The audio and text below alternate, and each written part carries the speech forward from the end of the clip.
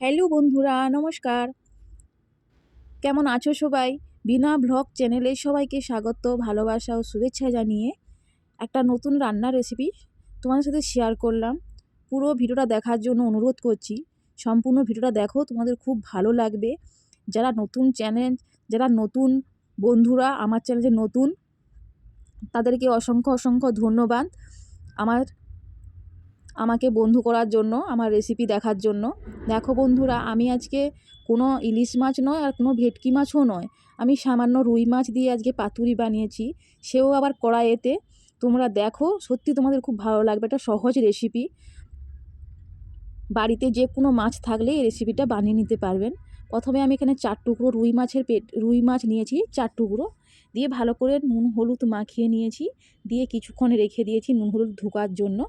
এরপরে দেখো বন্ধুরা, একটা বাটিতে আমি নিয়েছি 1.5 চামচের মতন কালো সর্ষে আর 1.5 চামচের মতন পোস্ত।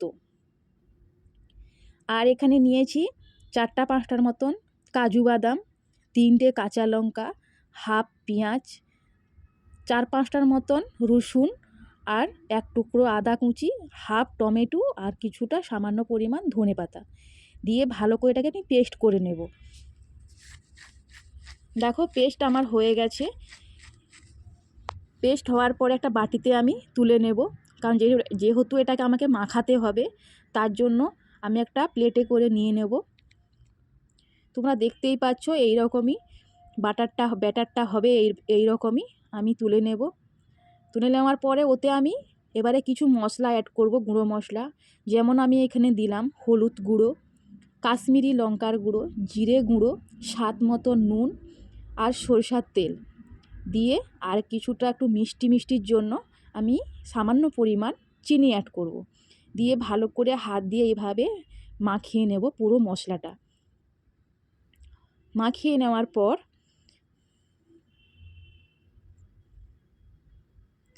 এবারে যে মাছের টুকরোগুলো আমি নুন হলুদ মাখিয়ে রেখে দিয়েছিলাম, সেই মাছের টুকরোগুলো ওই মশলার মধ্যে ভালো করে মাখিয়ে 10-20 মিনিটের মতন আমি রেখে দেব। তাহলে নুনটাও আমার মাছের মধ্যে চলে যাবে আর মশলাগুলোও মোটামুটি মাছের সঙ্গে সেট হয়ে যাবে।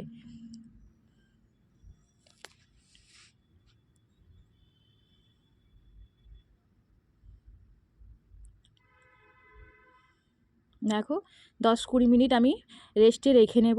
দিয়ে এপাশে দেখো, আমি কলা পাতা এইভাবে টুকরো করে নিয়েছি, আর কলা গাছের যে দড়ি হয় ওই দড়িগুলোও নিয়ে নিয়েছি। এবারে আমি পাতাগুলো আমি একটু সেঁকে নেব।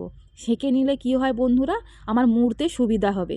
তার জন্য কড়াইতে আমি এইভাবে একটু হাত দিয়ে চেপে চেপে বা খুন্তি দিয়ে চেপে চেপে একটু নরম করে নেব পাতাটাকে। এমনি নর্মাল নরম করলেই হবে, কোনো তেল দেওয়ার দরকার নেই। এমনি দেখো, এমনিভাবে এইভাবে একটু চেপে চেপে নরম করে নেবে। সবগুলো নরম করে নেওয়ার পর 4টে পাতা আমি এখানে আবার চলে এলাম। দেখো, এবার একটা থালা নিয়েছি বড় সাইজে, দিয়ে এবার আমি পাতুরিগুলো একে একে ভাঁজ করে নেব। আর এদিকে 20 মিনিটের মতন হয়ে গেছে মাছটা। প্রথমে কিছুটা পাতায় মশলাটা দিয়ে তার উপরে একটা মাছ দিয়ে দেব, আর একটা কাঁচা লঙ্কা চিড়ে ওর মধ্যে আমি বসিয়ে দেব, আর উপর থেকে কিছুটা সরষের তেল দিয়ে দেব। দিয়ে এইভাবে একটু পাতায় মুড়ে বেঁধে নেব।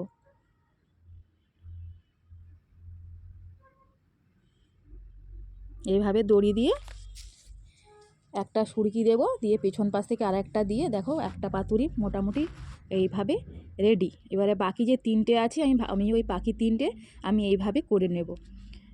তোমরা যারা আমার রেসিপি দেখছো অবশ্যই একটা লাইক কমেন্ট শেয়ার করবে। আর যারা নতুন বন্ধুরা দেখছো তারা অবশ্যই তোমরা একটা সাবস্ক্রাইবার করে দেবে, পাশে থাকা বেল আইকন প্রেস করে দেবে, যাতে নতুন নতুন রেসিপি ছাড়ার সঙ্গে সঙ্গে নোটিফিকেশানটা তোমাদের কাছে যেতে পারে। আর তোমরা আমার পাশে থেকো, আমাকে একটু সাপোর্ট করো যাতে আমি এগিয়ে যেতে পারি। আর এই রেসিপিটা একবার বাড়িতে অবশ্যই ট্রাই করো।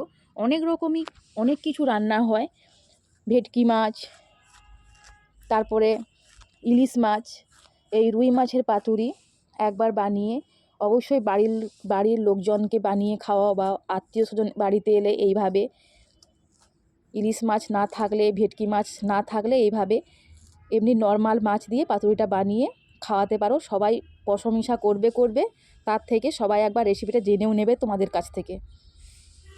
দেখো আমার 4টে মোটামুটি পাতুরি, কলা পাতায় পাতুরি রেডি। এটা আমি বানাচ্ছি কড়াইতে। কড়াইতে বানালে আমার সুবিধা হয়েছিল কড়াইতে, তাই আমি বানিয়েছি। কড়াইতে সামান্য পরিমাণ তেল অ্যাড করে নিয়েছি, দিয়ে আমি পাতুরিগুলো এক একে ছেড়ে দেব।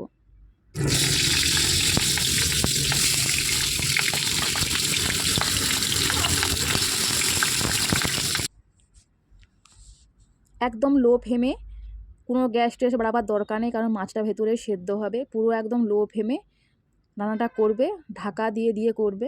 ঢাকা দিয়ে আমি মোটামুটি 10 মিনিটের মতন পাতুরিটা ভাপিয়ে নিয়েছিলাম কড়াইতে। দিয়ে একবার আবার উল্টে তারপরে আবার ঢাকনা দিয়ে ঢাকা দিয়ে আবার 10 মিনিটের মতন আবার ঢাকা দিয়ে ভাপিয়ে নেব।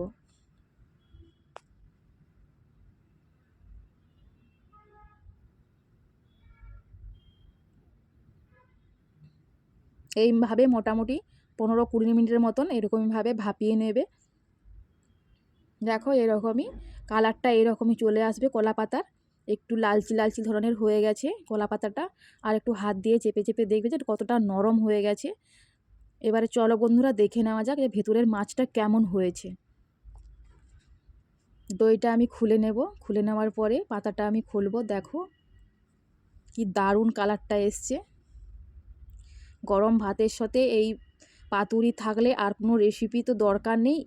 এই পাতুরি দিয়েই পুরো এক থালা ভাত সাবার হয়ে যাবে। দেখো কাঁচা তেলের, সরষার তেলের গন্ধ, আর মাছটা কতটা নরম হয়েছে দেখো, পুরো সেদ্ধ হয়ে গেছে আর ধোঁয়া বেরাচ্ছে একদম।